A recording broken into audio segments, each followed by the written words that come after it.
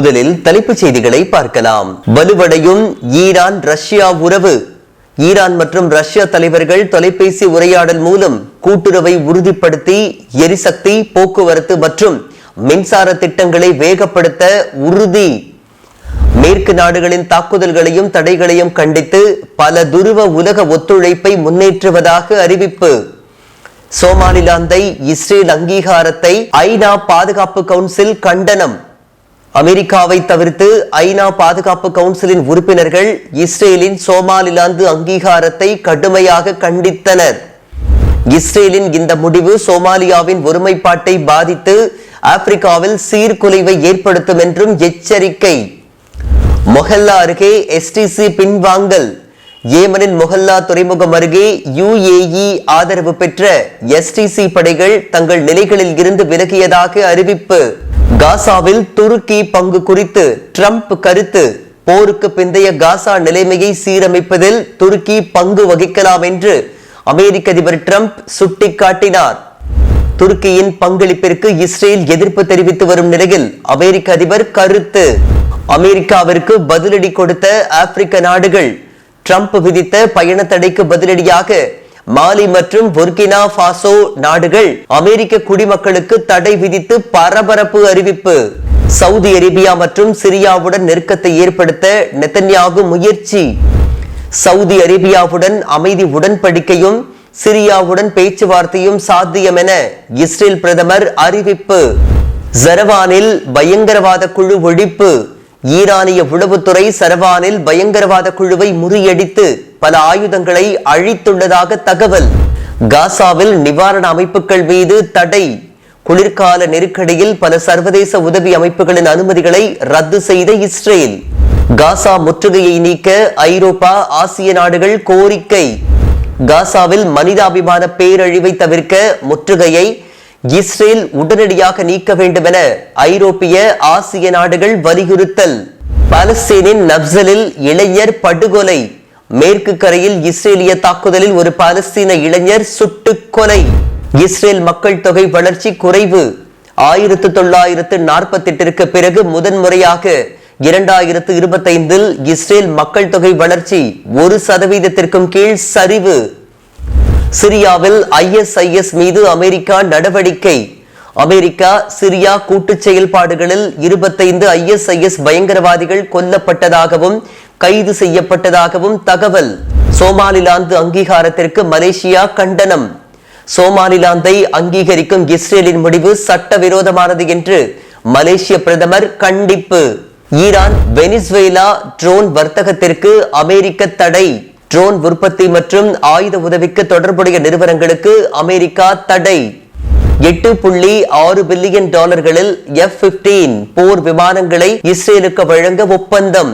இஸ்ரேலுக்காக 25 F-15 போர் விமானங்கள் வழங்க அமெரிக்க பாதுகாப்புத்துறை ஒப்பந்தம். இந்த விமானங்களை போயிங் நிறுவனம் வழங்கும் என்றும் அறிவிப்பு. காசாவில் 37 நிவாரண நிறுவனங்களின் அனுமதி ரத்து. பல சர்வதேச நிவாரண நிறுவனங்களின் உரிமங்களை இஸ்ரேல் நிறுத்தி இருப்பதால் மனிதாபிமான உதவிகள் கடுமையாக பாதிப்பு. இனி செய்திகளை விரிவாக பார்க்கலாம். உலகம் முழுவதும் உள்ள மீன் டிவி தமிழர்களுக்கு வணக்கம். இந்த செய்தி தொகுப்பிற்கு உங்களை வரவேற்கிறேன். RJ பரணி. இனி செய்திகளை விரிவாக பார்க்கலாம். சட்டவிரோத இஸ்ரேலிய குடியேற்றங்களில் சுற்றுலா தங்குமிடங்களை விளம்பரப்படுத்தும் அறிவிப்புகளை நீக்குமாறு ஸ்பெயின் அரசு ஆன்லைன் தளங்களுக்கு உத்தரவிட்டுள்ளது. காசாவில் நடைபெறும் இனப்படுகொலைக்கும் குடியேற்ற விரிவாக்கத்திற்கும் எதிராக மேற்கொள்ளப்படும் விரிவான முயற்சிகளின் ஒரு பகுதியாகவே இந்த நடவடிக்கை எடுத்துள்ளதாக விளக்கம் கொடுக்கப்பட்டுள்ளது. பாலஸ்தீன நிலங்களில் அமைந்துள்ள சட்டவிரோத இஸ்ரேலிய குடியேற்றங்களில் சுற்றுலா தங்குமிடங்களை விளம்பரப்படுத்தும் நடவடிக்கைகளுக்கு எதிராக ஸ்பெயின் அரசு கடுமையான நடவடிக்கைகளை மேற்கொண்டுள்ளது. காசா போரின் பின்னணியில் குடியேற்ற நடவடிக்கைகளுக்கு எதிரான தனது நிலைப்பாட்டை ஸ்பெயின் மேலும் தீவிரப்படுத்தியுள்ளது. ஸ்பெயின் நுகர்வோர் விவகார அமைச்சகம் இஸ்ரேலிய குடியேற்றங்களில் உள்ள சுற்றுலா தங்குமிடங்களை விளம்பரப்படுத்திய 138 அறிவிப்புகளை கண்டறிந்துள்ளதாக அறிவித்துள்ளது. இவை ஸ்பெயினில் செயல்படும் 7 சர்வதேச விளம்பர மற்றும் முன்பதிவு தளங்களில் வெளியிடப்பட்டிருந்தன. இந்த தங்குமிடங்கள் சர்வதேச சட்டப்படி சட்டவிரோதமாக கருதப்படும் இஸ்ரேல் ஆக்கிரமித்த பாலஸ்தீன பகுதிகளில் அமைந்துள்ளவை என்று அமைச்சகம் தெரிவித்துள்ளது. இந்த அறிவிப்புகள் சட்டவிரோத உள்ளடக்கம் என்று கூறி சம்பந்தப்பட்ட பன்னாட்டு நிறுவனங்களுக்கு முதல் கட்ட எச்சரிக்கை விடுக்கப்பட்டதாகவும் உடனடியாக அந்த விளம்பரங்களை நீக்க அல்லது தடை செய்ய உத்தரவிடப்பட்டதாகவும் அமைச்சகம் கூறியது. இந்த உத்தரவை பின்பற்றாவிட்டால் அரசு அடுத்த கட்ட நடவடிக்கைகளை எடுக்கும் என்றும் எச்சரிக்கப்பட்டுள்ளது. இந்த முடிவு பிரதமர் பெட்ரோ சாnchez தலைமையிலான அரசு கடந்த அக்டோபரில் நாடாளுமன்ற ஒப்புதலுடன் கொண்டு வந்த உத்தரவின் ஒரு பகுதியாகும்.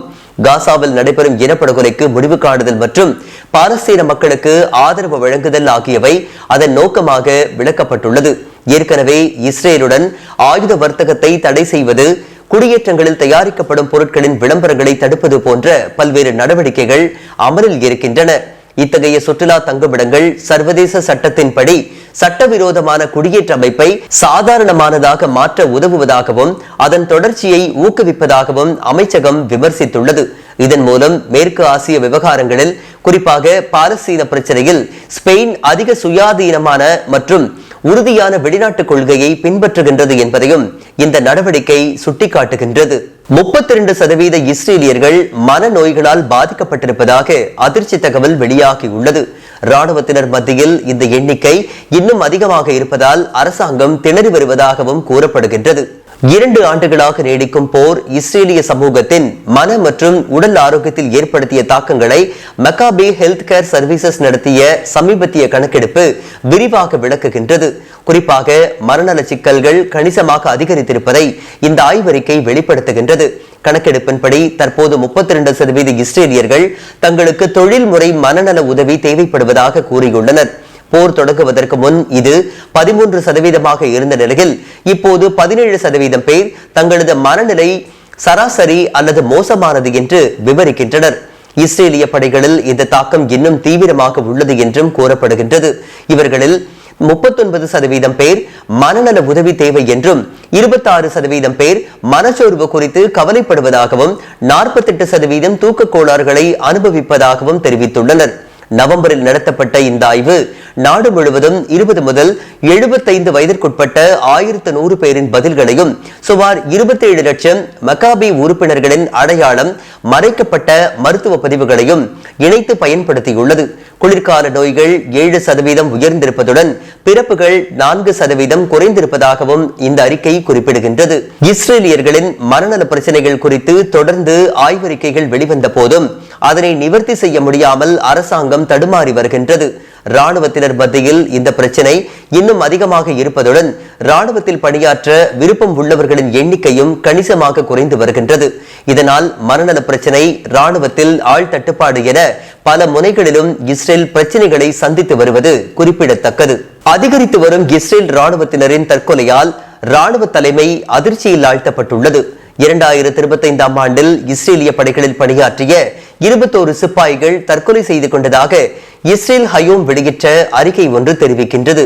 இந்த எண்ணிக்கை பாலஸ்தீன பகுதிகளில் நீடித்து வரும் போர் மற்றும் தொடர்ச்சியான ராணுவ நடவடிக்கைகளின் பின்னணியில் சிப்பாய்களின் மனநல நிலை குறித்து அதிகரித்து வரும் கவலைகளை வெளிப்படுத்துகின்றது. உயர்ந்த மன அழுத்தம், போர் சூழல்களில் நேரடியாக எதிர்கொள்ளும் மன உளைச்சல்கள் மற்றும் போதிய மனநல ஆலோசனைகள் பற்றாக்குறை ஆகியவை இதற்கான மிக முக்கிய காரணங்கள் என்று நிபுணர்கள் குறிப்பிடுகின்றனர். ராணுவ அதிகாரிகளும் இந்த பிரச்சனையை ஏற்றுக்கொண்டு ஆலோசனை சேவைகள் விரிவுபடுத்தப்படுவதும் ஆரம்ப கட்ட தலையீட்டு திட்டங்கள் வலுப்படுத்தப்படுவதும் நடைபெற்று வருவதாக தெரிவித்துள்ளனர்.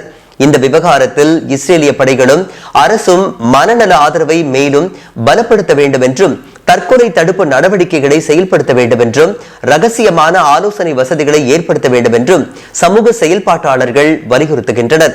மேலும் பாதிக்கப்பட்ட சிப்பாய்களின் குடும்பத்தினர் அதிக வெளிப்படைத்தன்மையும் இனி இத்தகைய இழப்புகள் ஏற்படாமல் தடுக்க உடனடி நடவடிக்கைகளும் தேவை என்று கோருகின்றனர். தற்கொலை செய்து கொண்ட ராணுவத்தினரின் எண்ணிக்கை இதைவிட அதிகமாக இருக்கும் என்றும் கூறப்படுகின்றது. காசா மீதான தாக்குதலுக்கு பிறகு இஸ்ரேல் ராணுவத்தினர் மத்தியில் தற்கொலைகளும் மனநல பிரச்சனைகளும் அதிகரித்துள்ளது என்பது குறிப்பிடத்தக்கது.